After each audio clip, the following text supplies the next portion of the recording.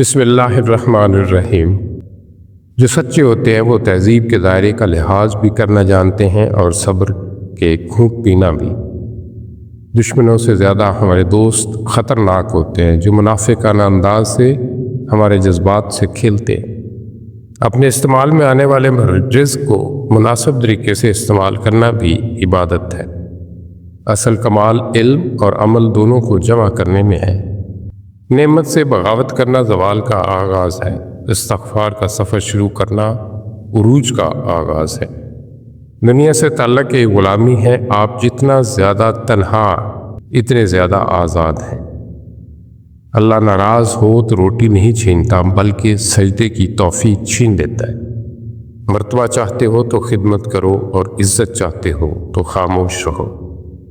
ایسے شخص کو دوست کبھی نہ بناؤ جو آپ کو کسی محفل میں شرمندہ کرے، چاہے وہ مذاق ہی کیوں نہ ہو۔ رشتے اور تعلق نبھانا ایک فن ہے جس کے لیے انسان کے پاس دولت کا ہونا ضروری نہیں بلکہ احساس کا ہونا لازم ہے۔